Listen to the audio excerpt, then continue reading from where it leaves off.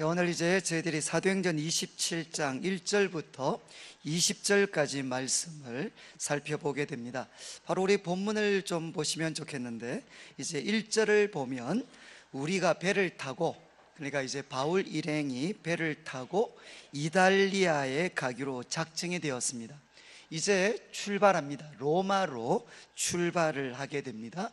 그런데 바울과 다른 제수 몇 사람, 이제 이 사람을 아구스테의 백부장 율리오란 사람에게 맡기게 됩니다. 그러니까 바울과 다른 제수들을 로마로 이송하는데 그 책임을 맡은 사람이 아구스테, 이거는 이제 로마 군대인데 제국 부대 아니면 황제 부대, 그래서 로마 군대의 백부장 율리오라는 사람이 이제 바울과 다른 제수들을 로마에 이송하는 것을 책임지게 되었습니다. 이제 2절 말씀부터는 여정이 나오는데, 우리 주보 지금 그 오면을 보시면 오늘 그 지도가 나와 있습니다. 그래서 한 5분 정도는 지리 공부를 좀 해야 될 것 같은데, 주보 오면을 보시면은 이제 그 지도가 나와 있고, 그리고 우리 그 영상으로 이제 화면이 나타나게 됩니다. 지금 출발지는 어딘가 하면 가이사랴입니다. 가이사랴.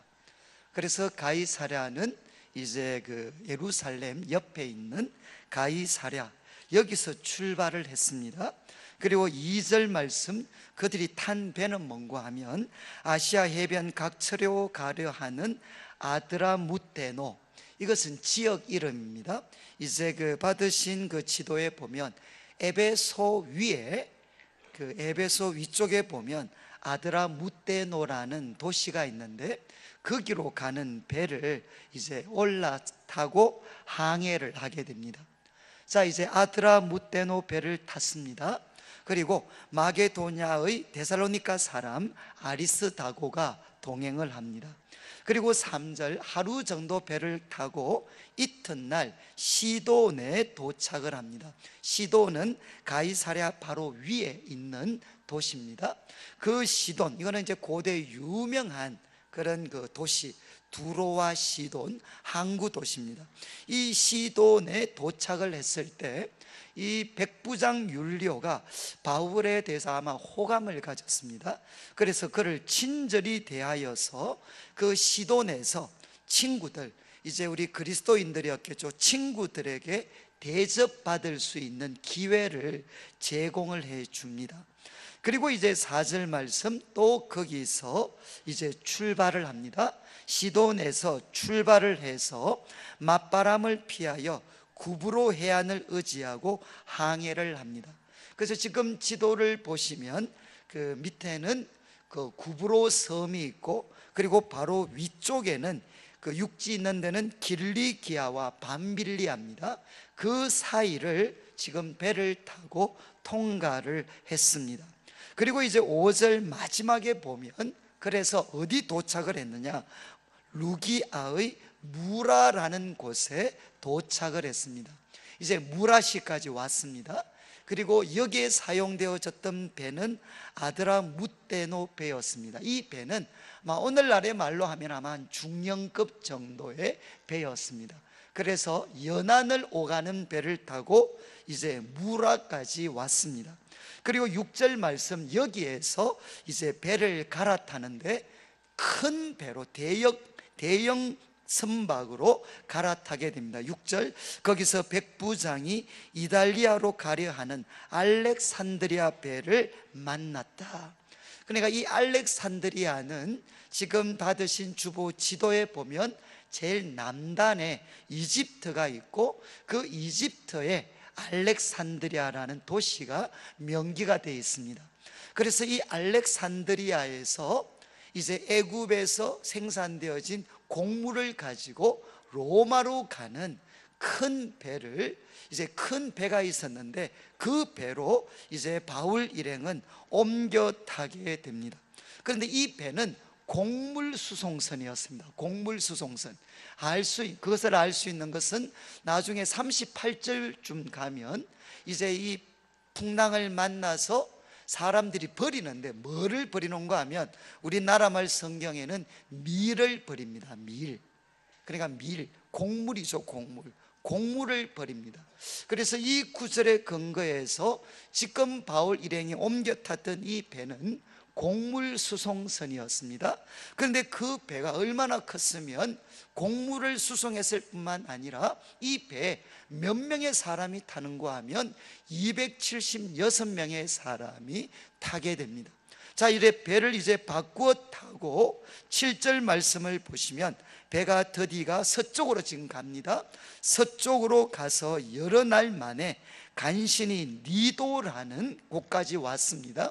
그런데 니도 맞은편에 지금 아마 받으신 지도에 보시면 루기아 옆에 조금만 더 가면 로도가 있고 옆에 니도가 있습니다. 이 니도까지 왔는데 이 바람이 너무 거세기 때문에 서쪽으로 계속 가면 로마로 갈 수 있었는데 바람이 너무 거셌기 때문에 남쪽으로 내려가게 됩니다.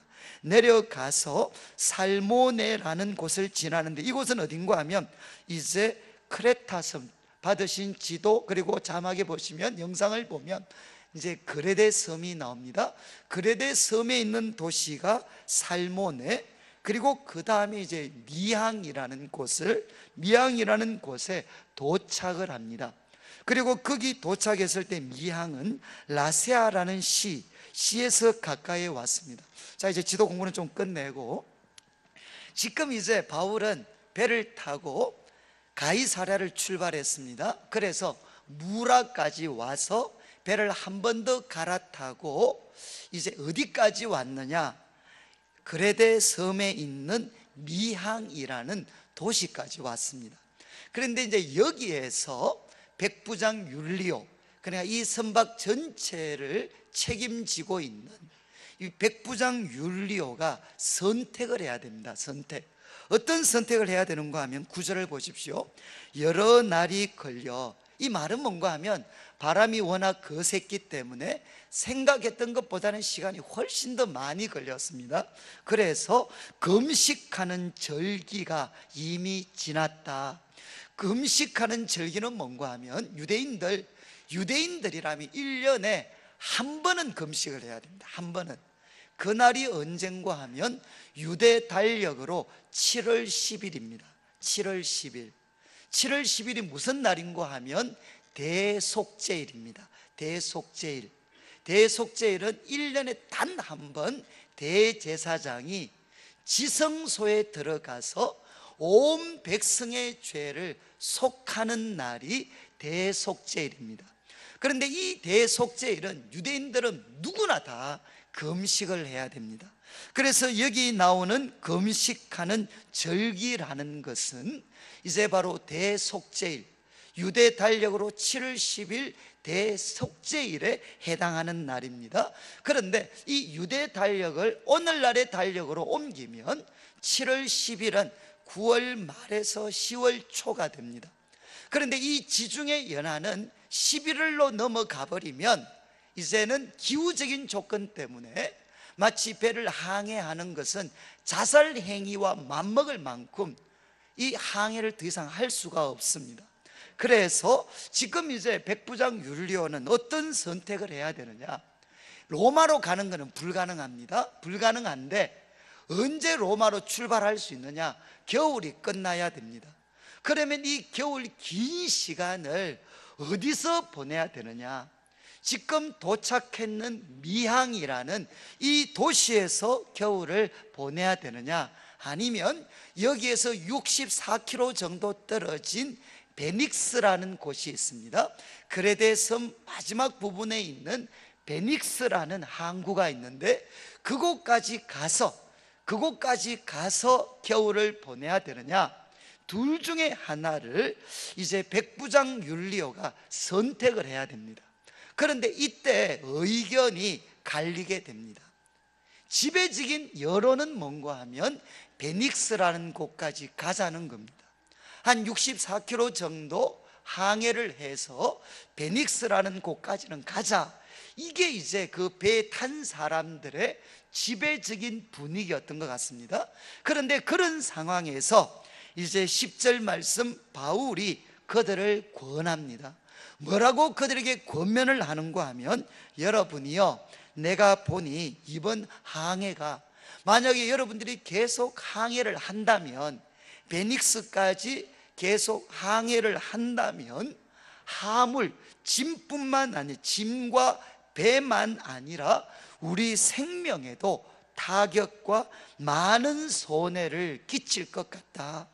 지금 바울이 그들에게 권했습니다. 충고를 했습니다. 만약에 지금 위태로운데, 항해가 위태로운데 계속해서 베닉스까지 항해하면 아무래도 이제는 짐도 잃어버리고 배도 잃어버릴 뿐만 아니라 우리 생명까지도 타격을 받고 많은 손해를 끼칠 것 같다. 그래서 미항, 더 이상 항해하지 말고 불편하더라도 여기 있어야 된다 라고 바울이 권면을 했습니다.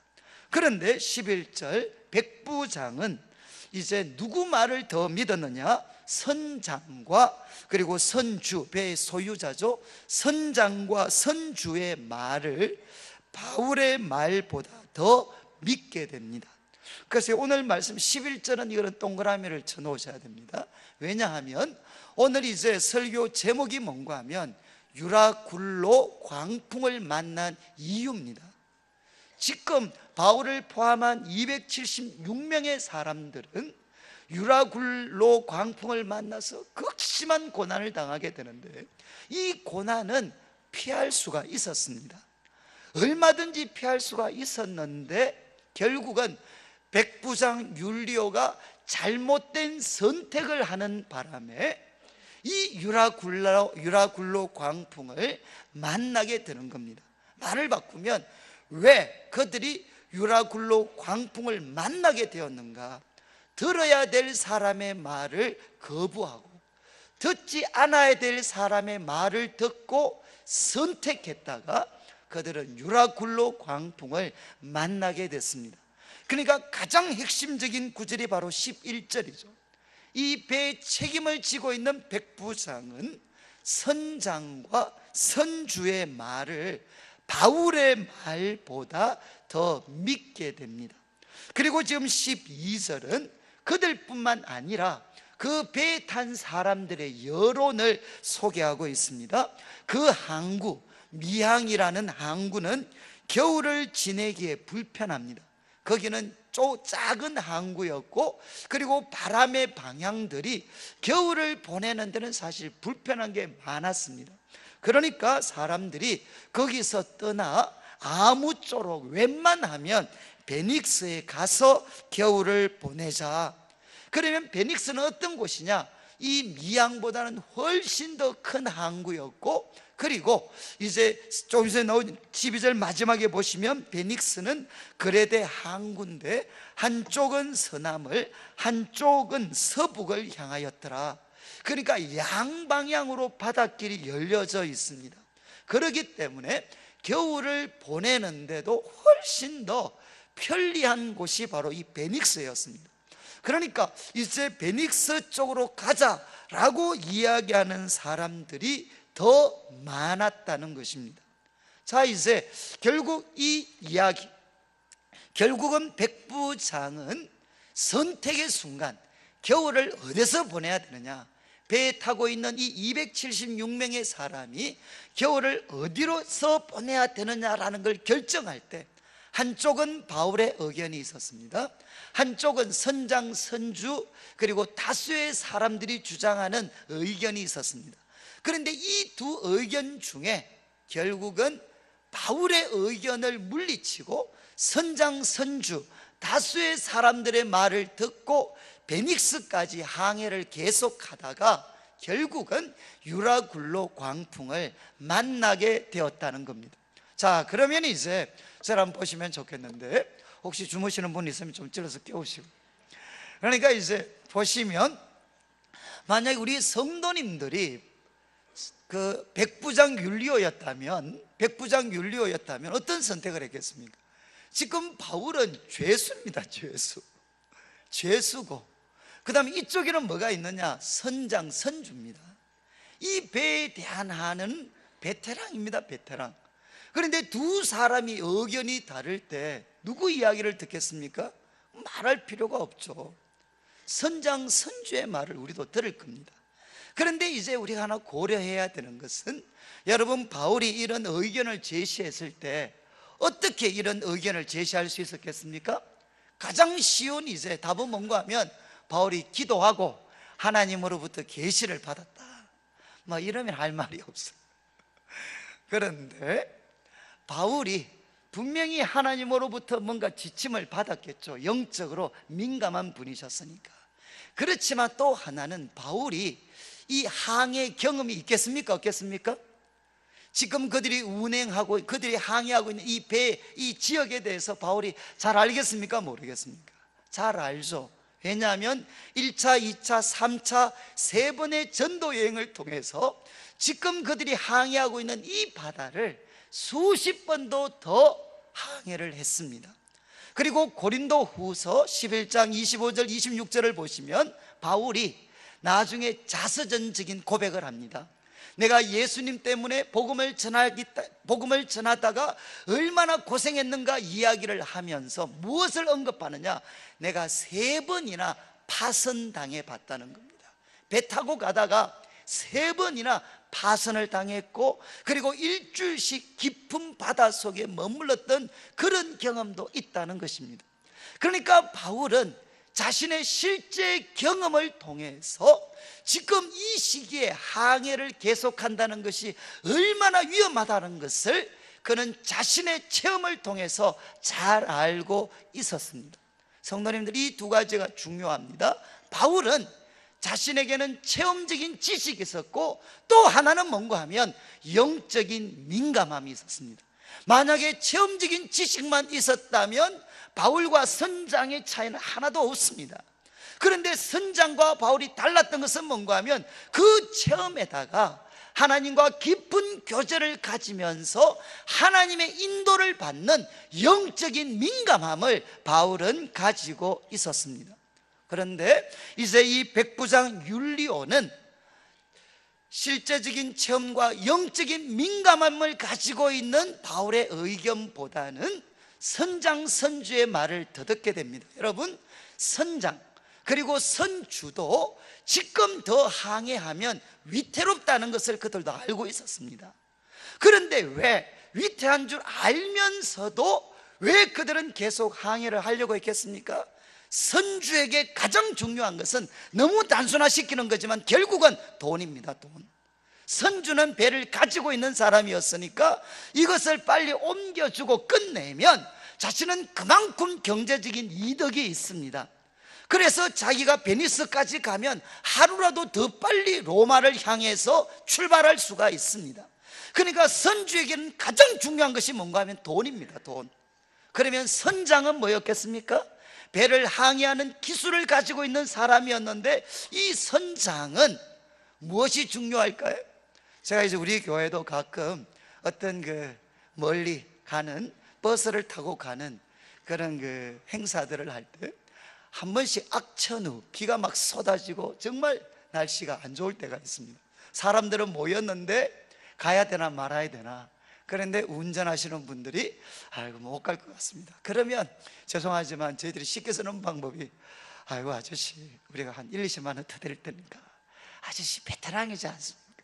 한 1, 20만 원 더 드릴 테니까 웬만하면 갑시다. 그러면 그분들이 이제 목이 띄기는 척하고 대부분 가주십니다. 어떻게 보면 선장도 비슷하죠. 선주가 야 가자, 그리고 위험하지만 내가 그거 쳐줄게, 위험수당 쳐줄게, 그러면은 가는 겁니다. 여러분, 선장과 선주에게 중요한 것은 돈이었어요. 돈. 그리고 다수의 사람들에게는 무엇이 중요했습니까? 그들에게는 편리함이었습니다. 미양에 있으면 겨울 보내기에는 오늘날의 말로 하면 숙박시설과 모든 여건들이 너무 불편하다는 겁니다. 그러니까 조금 우리가 모험을 하더라도 베닉스에 가면 숙박시설과 모든 여건들이 편리하니까, 편리함 때문에 그들은 위험을 감수하고서라도 베닉스로 가자고 했습니다. 제가 이렇게 말씀을 드리는 것은 오늘날 우리 성도님들이 중요한 결정을 내릴 때도 어쩌면 우리는 누구 이야기를 듣기 쉬우냐? 선장, 선주의 말을 듣기 쉽습니다. 그분들이 우리에게 약속하는 것은 무엇이냐? 돈입니다. 돈. 짧은 시간에 더 많은 수익을 낼 수 있습니다. 돈에 대해서 이야기합니다. 그리고 또 다수의 사람들은 무엇을 가지고 이야기하느냐? 바로 이거 선택하면 편리합니다. 이거 선택하면 너무 좋습니다. 그래서 우리들에게 세상적인 허영과 편리함을 부추기면서 선택을 요구할 때가 많습니다. 사랑하는 성도님들, 그런데 결국 백부장 율리오, 이 백부장 율리오는 앞에서 우리 보셨죠? 3절 말씀에 보면 바울에 대해서 호감을 가졌어요. 그래서 시돈에 갔을 때 친구들에게 대접받을 수 있는 기회를 줬습니다. 바울에 대해서 호감을 가지고 있었어요. 그런데 결정적인 선택의 순간에 섰을 때는 누구 말을 들었느냐? 바로 바울의 말은 뿌리치고 선장 선주의 말을 들었습니다. 이러다가 유라굴로 광풍을 만나게 되는 거죠. 다른 말로 하면 우리 성도님들 가운데도 교회를 가까이 하시는 분이 많습니다. 그리고 목회자들에 대해서 호감을 가지시는 분들도 많습니다. 가면 식사도 대접을 하고 아니면 저희들과 좋은 관계를 가지시는 분들도 많습니다. 그런데 결정적인 선택의 순간에 있으면 하나님의 사람 그리고 하나님의 말씀을 듣기보다는 세상의 지혜, 돈과 편리함과 그리고 부유함을 약속하는 사람들의 지혜에 우리가 그 귀를 기울이고 그것에 따라 결정할 수가 있습니다. 사랑하는 성도님들, 오늘 말씀의 사실 결론은 이겁니다. 성도님들, 우리들의 삶에도 얼마든지 정말 어떤 유라굴로 광풍과는 다를 수 있지만 우리들의 삶에도 인생의 광풍을 맞이할 때가 있습니다. 그런데 그 인생의 광풍에는 무엇이 있느냐? 많은 경우에 잘못된 선택이 있습니다. 하나님의 말씀, 하나님의 지혜를 따라서 선택하기보다는 돈과 편리함을 약속하는 세상의 지혜와 세상 전문가들의 이야기에만 귀를 기울이다가 그래서 거기에 걸맞는 선택을 했다가 유라굴로 광풍과 같은 그런 인생의 광풍을 만날 수가 있습니다. 저는 우리 청년들에게 제가 자주 그런 이야기를 했어요. 야, 웬만하면 하나님이 우리들의 믿음을 연단시키기 위해서 고난을 주실 때가 있다. 그거는 피하면 안 된다. 그건 자원에서라도 그런 기회를 가져야 된다. 그런데 중요한 것은 그렇지만 불필요한 고난, 마치 유라굴로 광풍과 같은 이런 불필요한 고난은 웬만하면 만나지 마라. 웬만하면. 왜냐하면 우리 어르신들 다 아시잖아요. 좀 있으면 제가 한번 더 설명을 드리겠지만 유라굴로 광풍과 같은 거 한번 만나버리면 자신의 한 번밖에 없는 인생이 비참해집니다. 하나님의 은혜를 주셔서 그 가운데 영적으로 우리를 회복시키시지만 유라굴로 광풍을 통해 잃어버린 것들을 다시 한 번 더 만회하려고 하면 극도의 아픔과 고통이 있습니다. 그런데 그것뿐만 아니죠. 혼자만 고생하는 게 아닙니다. 가족들이 고생합니다. 주위 사람들이 고생합니다. 그리고 당대로 끝나는 것이 아니라 한 번 실패의 후유증은 다음 세대로 대물림이 되게 됩니다. 사랑하는 성도님들, 저는 우리 성도님들 가운데 그런 마음을 가지시죠. 아니 한번 예배 빼먹고 성경 별로 가까이 하지 않고 그런다고 해서 우리들의 삶에 무슨 탈이 납니까? 아니 예배 한번 빠지고 그리고 성경 공부 제대로 하지 않고 경건의 시간 가지지 않고 그런다고 해서 우리들의 삶에 달라지는 거 별로 없는 것 같습니다. 해도 그만이고 안 해도 그만인 것 같습니다. 그런데 성도님들, 왜 우리가 하나님 앞에 예배를 드리고 말씀을 묵상하고 말씀을 공부하고 배우는 훈련을 해야 되느냐? 여러분, 우리 인생은 만약에 100번의 선택이 있다면 99번 잘못 선택해서 인생 망가지는 사람 없습니다. 100번 중에 99번은 올바른 선택을 했는데 한 번 잘못된 선택을 하다가 지금까지 얻고 수고하면서 얻었던 것들 한순간에 깨트려지는 사람들이 너무나도 많습니다. 성도님들, 왜 우리가 예배를 드리고 기도하고 말씀을 통해 하나님과 만나는 훈련을 해야 되느냐? 그 한 번의 실수를 하지 않기 위해서입니다. 같은 술도 똑같죠. 저는 우리 청년들이 그래 이야기합니다. 목사님, 저는 술 마셔도 괜찮습니다. 저는 술 마셔도 정신이 깨끗합니다. 어떤 애들은 술 마시면 더 성령에 충만해집니다. 맑은 정신을 가지고 있습니다. 그래 이야기를 해. 그래 맞아. 술 마신다고 해서 실수하는 건 아니야. 그렇지만 꼭 기억해야 돼. 실수하는 곳에는 언제나 술이 있어. 이해하시겠습니까? 우리가 술 마신다고 해서 실수하는 건 아닙니다. 그러나 실수하고 잘못된 선택을 하는 중심에는 언제나 무엇이 있느냐? 술이 있습니다. 그 한 번의 실수를 안 하기 위해서 우리가 지금 아무 탈이 없는 것 같아도 지금 안 하는 거죠. 마찬가지입니다. 사랑하는 성도님들, 지금 바울, 그 백부장 율리오는 바울에 대해서 호감을 가졌습니다. 그리고 그에 대해서 많은 배려를 해줬지만 결정적인 순간에는 누구의 지혜를 따라갔느냐? 선장, 선주, 다수의 사람들의 말을 더 듣고 귀를 기울이게 됩니다. 저는 우리 성도님들 자신의 인생을 위해서, 그리고 우리 다음 세대와 사랑하는 가족들을 위해서라도 지금부터 무슨 훈련을 하셔야 되느냐? 세상의 지혜보다 하나님의 지혜에 순종할 수 있는, 그리고 하나님의 지혜를 깨달을 수 있고 들을 수 있는 기회를 가지고 거기에 순종할 수 있는 그런 훈련들을 지금부터 하셔야 돼. 그게 뭔가 하면 좀 표현이 그렇지만 그게 만수무강에 좋습니다. 그게 정말 만수무강에 좋아요. 그런데 한번 보십시오. 결국 이제 백부장 율리오는 이런 선택, 바울의 말을 뿌리치고 선장, 선주의 말을 더 믿었습니다.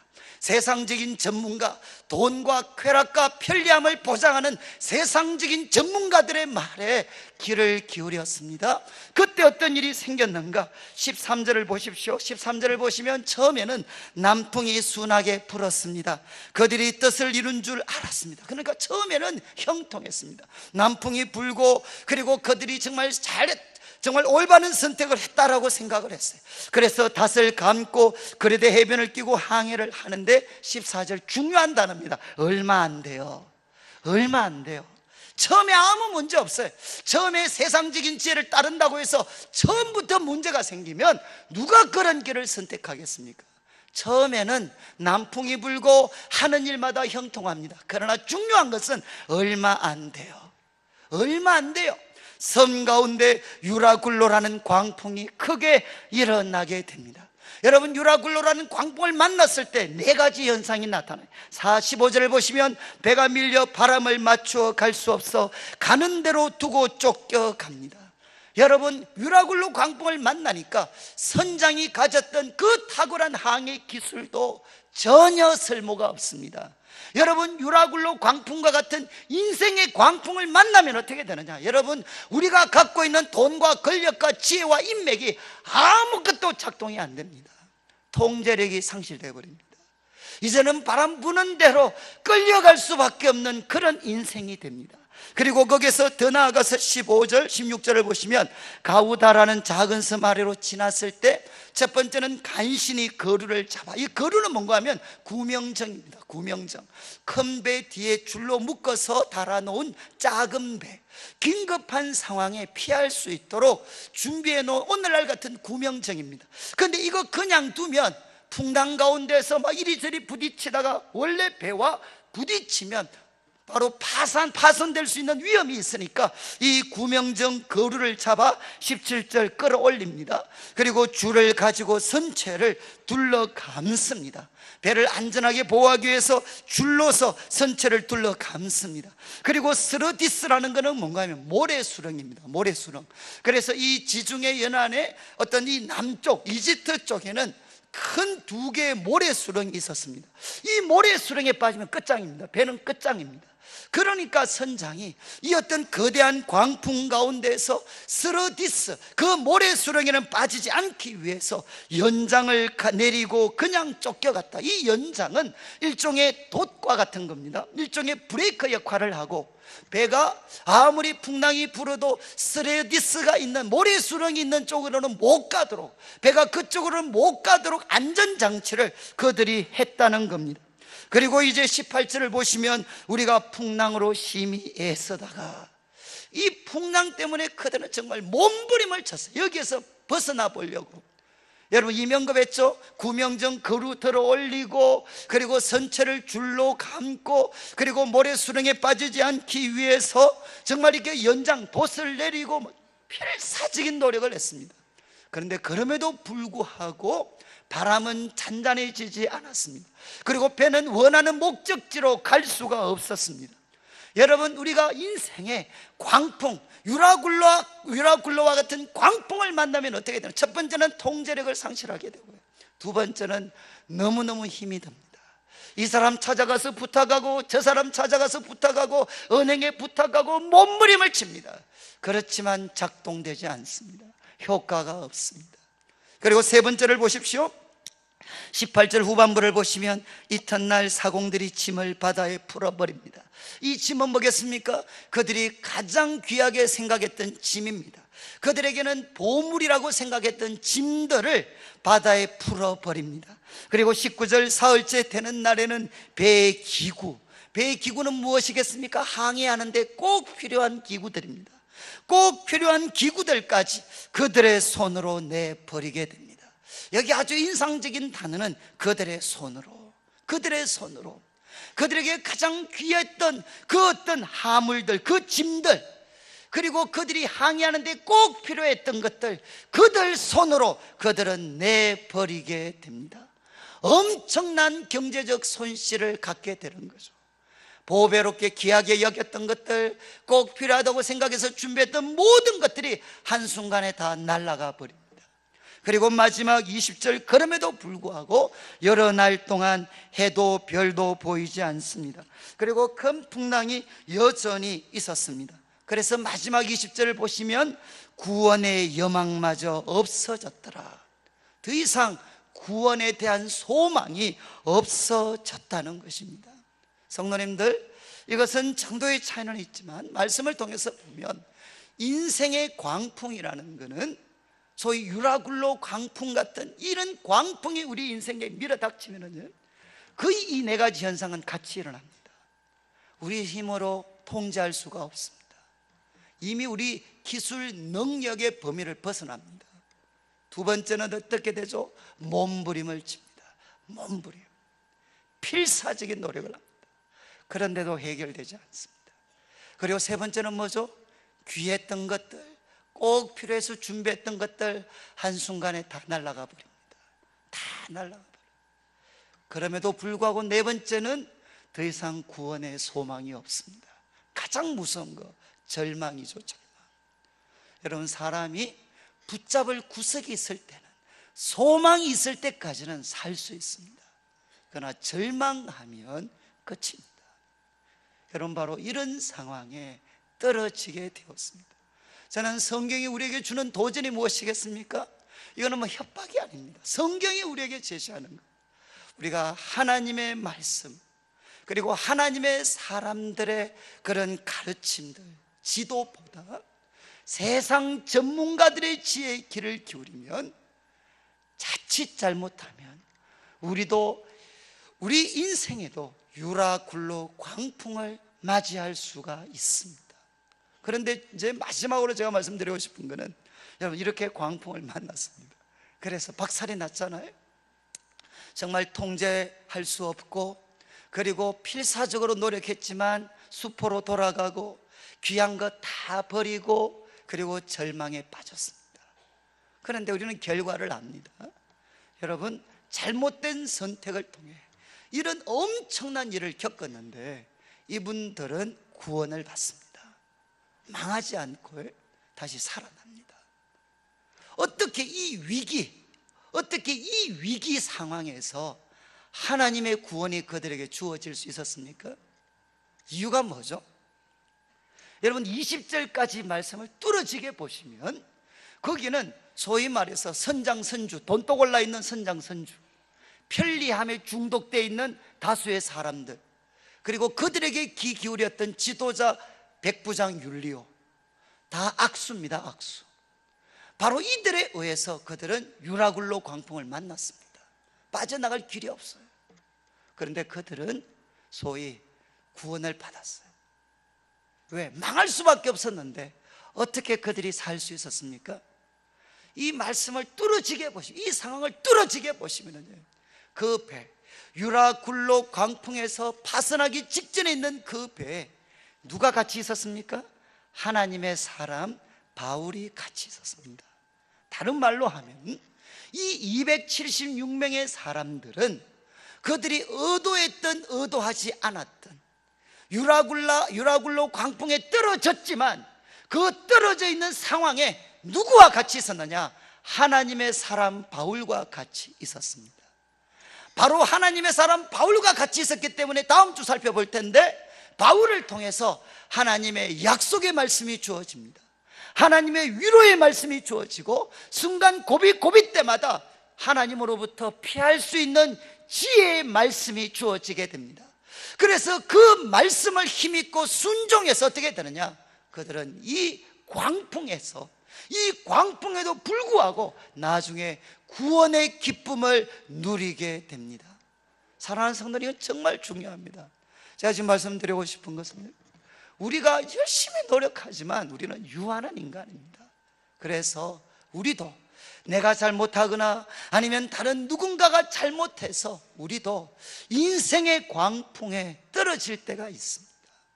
여러분, 그때 우리가 하나님의 구원을 맛보려면 그때 무엇 해야 되겠습니까? 그때 무엇 해야 될까요?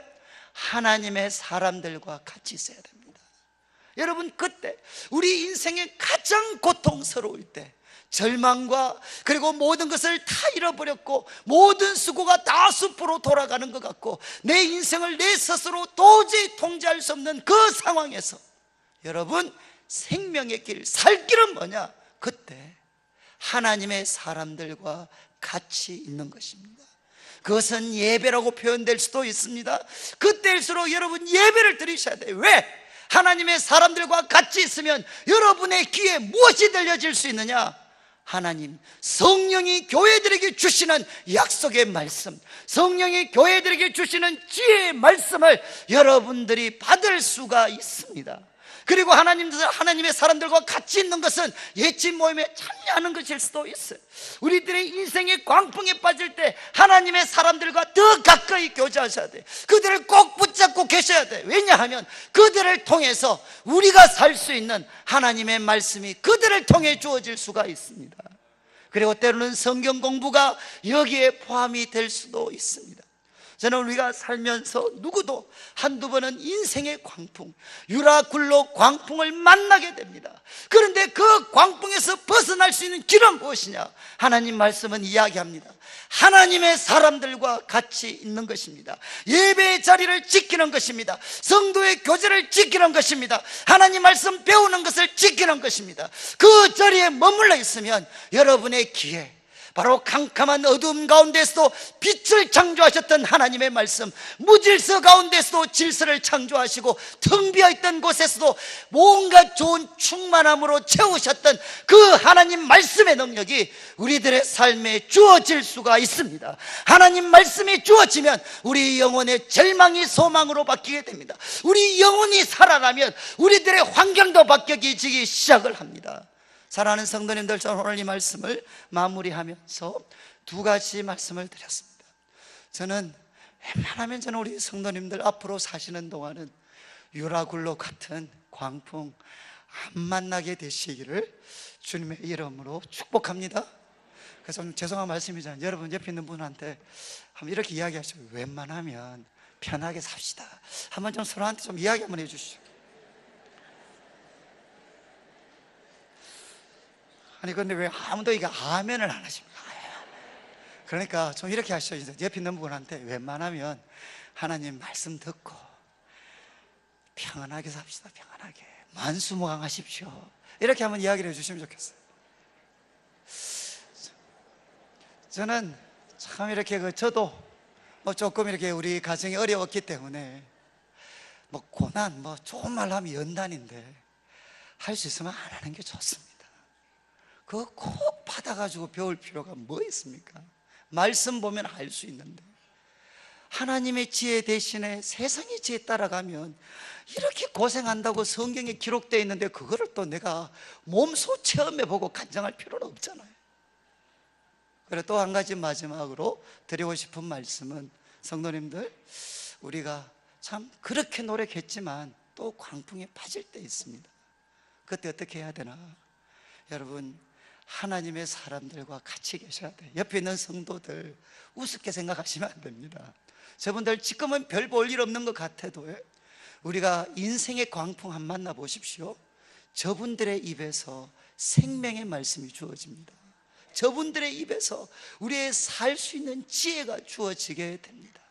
저는 이제 찬양을 한 곡 드리려고 하는데, 제가 이제 우리 순장모, 요즘은 제가 예친 탐방을 잘 못 가는데 옛날에 예친 탐방을 가면 이 남자분들 저녁에 예친 모임을 하는데 어느 한 예친에 갔는데 제가 지금도 못 잊어버리는 게, 남자분이 한 7, 8명 모였는데 그때 예친 시작할 때 그렇게 뺀질거리시던 분들이 시작하니까 갑자기 무릎을 딱 꿇더라고요. 그리고 옆에 있는 사람들 손을 딱 잡으면서 무슨 찬양을 불렀느냐, 주님여 이 손을 꼭 잡고 가소서. 제가 그때 감동을 지금도 못 잊는 것 같아요. 저는 여자분들이 이런 찬양 부르면 그렇게 하는데, 남자분들이 있잖아요, 딱 손잡고 젊으신 분들이 주님여 이 손을 꼭 잡고 가십시오. 이 손 꼭 잡아서 세상의 지혜에 따라가지 않도록 해주시고, 그리고 하나님 이 손 꼭 붙잡아 주셔서 그래도 우리 인생의 고난, 광풍 그 밀어닥칠 때 주님 이 손 꼭 붙잡아 주셔서 넘어지지 않도록 해 주십시오. 제가 말씀드렸는데 우리 남자분들 있잖아요, 여자분들, 우리 남자들은 진짜 불쌍합니다. 그거 알고 계십니까? 저는 이것만 하시면 가정이 일단은 평화롭습니다. 남자들 와서 뭐 큰 소리 치고 병 던지고 이래도 불쌍합니다. 불쌍해요. 얼마나 밖에 나가서 던질 데 없었으면 집에서 던지겠습니까? 그러니까 정말 불쌍해. 그 저도 가끔 이렇게 뭐 보면은 뭐 다 그렇잖아요. 야, 이거 뭐 때려치우고 싶을 때 많지만 뭐 지금 우리는 지금 거의 죽어가고 있는데 마누라는 정말 잘 주고 애들은 여전히 개념 없이 뛰어다니고 있고, 그러면 저 개념 없는 인간들 쓰러지면, 내가 쓰러지면 누가 책임지겠어요? 남자분들은요, 한국에 있는 남자분들은 절대로 밖으로 울지는 않습니다. 둘 중에 하나입니다. 성령에 취해서 울거나 또 다른 주님과 함께 울거나, 둘 중에 하나. 진짜 불쌍한 사람들, 불쌍한 사람. 저는 우리 성도님들이 아셔야 돼요. 여기 있는 것처럼 이 손 꼭 잡고 가십시오.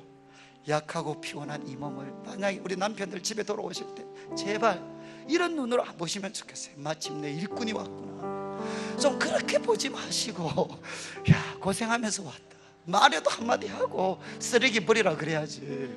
오자마자 일꾼 온 것처럼, 짜장면 배달 온 사람처럼 있잖아요. 저는 약하고 피곤한 이 몸을 폭풍의 흑암 속 해치사, 정말 또 내일부터 어떤 일이 생길지 어떻게 알겠어요? 폭풍의 흑암 기다리고 있습니다.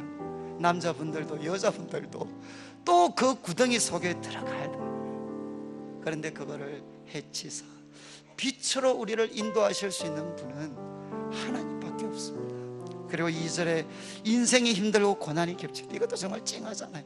이 고난이라는 놈이 얼마나 못되면 한 놈씩 오면 해치우겠는데, 이게 올 때는 꼭 겹쳐서 손잡고 온단 말이에요. 고난이 겹칠 때 주님여 날 도와 주십시오. 외치는 이 소리 귀 기울이셔서 손잡고 날 인도하소서. 우리 옆에 있는 분들 혹시 뭐 손잡아도 괜찮으시면 한번 손도 잡으시고요. 그래서 우리 같이 한번 찬양을 드리도록 하겠습니다.